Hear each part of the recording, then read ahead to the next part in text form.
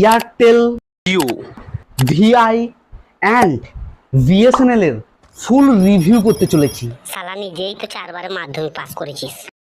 এই জন্য একে আমি পাশে রাখতে চাই না। আর ভাই রিভিউ মানে কীরকম টাওয়ার, আর সে আমাদের ইউটিউব কি চলবে, আচ্ছা দাম কত নেবে, ডকুমেন্টস কি কি লাগবে, আচ্ছা সঙ্গে সঙ্গে কি ভিআই আর এয়ারটেলের মতো বিএসএনএল সিম কি সঙ্গে সঙ্গে চালু করা যাবে, তার এ টু জেড রিভিউ আমি আজকে দিতে চলেছি। তার জন্য ভিডিওটা এ টু জেড আপনাকে দেখতে হবে। তো ফার্স্ট টাইম বলি, বিএসএনএল এ পোর্ট করতে গেলে কিন্তু শুধু জাস্ট আধার কার্ড লাগবে। যেমন সাধারণ সিম অ্যাক্টিভেশন করার সময় যেমন দরকার হয়, সেম দরকার সাধারণ সিমের অ্যাক্টিভেশনের জন্য যেভাবে ক্রাইটেরিয়া রয়েছে একদম সেম ক্রাইটেরিয়া। কিন্তু হ্যাঁ, এটা কিন্তু বিএসএনএল কিন্তু সঙ্গে সঙ্গে চালু হবে না, আপনার ঠিক সন্ধে 6টার মধ্যে চালু হবে, মানে তাদের বক্তব্য। কিন্তু আমি পার্সোনালি ট্রাই করে দেখেছি, সকাল 6টার আগে কিন্তু অ্যাক্টিভেশন হয় না। এবার বলি রিচার্জ, মানে রিচার্জের প্রাইস, কার কীরকম রিচার্জের প্রাইস দেখুন। আপনারা ইতিমধ্যে কিন্তু দেখে নিয়েছেন এয়ারটেল, জিও, ভিআই এরা কিন্তু রিচার্জ অনেক বাড়িয়ে দিয়েছে, আর বিএসএনএল কিন্তু রিচার্জের ক্ষেত্রে অনেক কম। তাহলে একদিক গেল যেটা রিচার্জের ক্ষেত্রে বিএসএনএল ঠিকঠাকই আছে। তো প্রবলেম হচ্ছে আমরা কি ঠিকঠাক টাওয়ার পাবো, ইউটিউব কি আমরা চালাতে পারবো, আর ইয়ার ফেসবুক কি আমরা চালাতে পারবো, এইবার কথা বলবো সেই বিষয় নিয়ে। আচ্ছা ইউটিউব আর ফেসবুকের কথা বলি। আপনার যদি শহর দিকে, মানে শহর এলাকাতে যদি আপনার মানে আপনি থেকে থাকেন তাহলে তো আপনার ঠিক আছে, কিন্তু ভাই আমার মতো যদি গ্রামের দিকে থেকে থাকেন তাহলে একটু মুশকিলই আছে। তাহলে কিন্তু আপনার একটু মুশকিল, একটু নাও চলতে পারে, 3G পেতে পারেন, 4G বা 5G আপনি কিন্তু পাবেন না।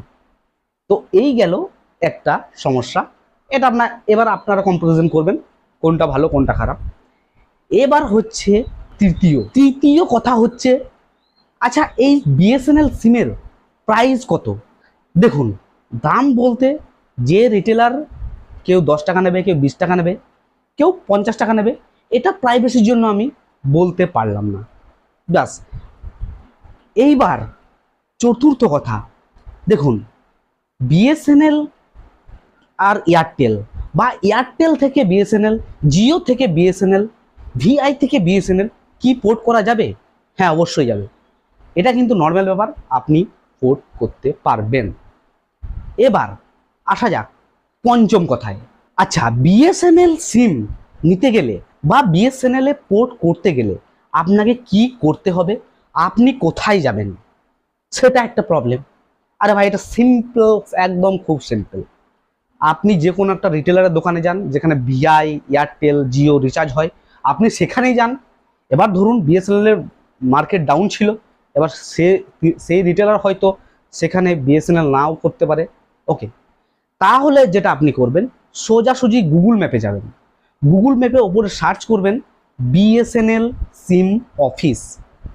আপনার কাছাকাছি যে অফিস থাকবে আপনি ভাই ডাইরেক্ট সে অফিসে চলে যান।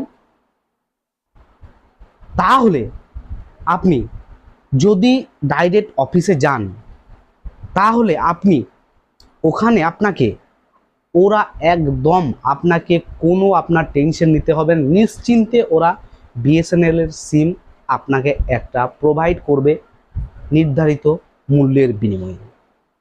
সো আশা করি সব কিছু ক্লিয়ার করতে পেরেছি, ব্যাস এইটুকুই কম্পারিজন করব। আর কিন্তু বিশেষ কিছু আমি জানি না, আমি কিন্তু ইউজ করছি এখন অবধি। যদি আপনারা চান একটা সেপারেট ভিডিও তার জন্য কিন্তু বানিয়ে দেব, কেমন। এবার আমি নিজে ইউজ করছি, আমার গ্রাম্য এলাকা ভাই, আমার কাছে কিন্তু ঠিকঠাকভাবে কিন্তু বিএসএনএলটা চলছে না। এবার আপনার শহরে আমি অনেক বন্ধুকে, শহরের বন্ধুকে ফোন করেছি, শহরের কিন্তু প্রত্যেকটা বন্ধুর কাছে কিন্তু ঠিকঠাকই চলছে, net speed, YouTube, Facebook, WhatsApp সবই কিন্তু ঠিকঠাক চলছে। তার জন্য বলবো আপনি যদি ভাই শহরের দিকে থাকেন তাহলে এটা একবার ট্রাই করে দেখতেও পারেন। হয়তো আপনার কাছে চলবে। ওকে, আর রিচার্জ প্রাইস মূল্য তো খুবই কম। কত কম? একটা চার্ট আমি দিয়ে দেওয়ার চেষ্টা করব ডেসক্রিপশন বক্সে, তো আপনারা সেই ডেসক্রিপশন বক্সে একবার চেক করুন, ওখানে দেখবেন হয়তো একটা চার্ট দেওয়ার চেষ্টা করব যদি পাই, মানে রিচার্জের চার্ট আর কি। সো আশা করি সব কিছু আপনাদের ডাউট ক্লিয়ার করতে পেরেছি। যদি ভাই ক্লিয়ার করতে পেরেছি, ভাই একটা লাইক তো দিয়ে যান। সো আজকের ভিডিও এখানেই শেষ করছি। সবাই ভালো থাকবেন, সুস্থ থাকবেন। জয় হিন্দ, জয় ভারত।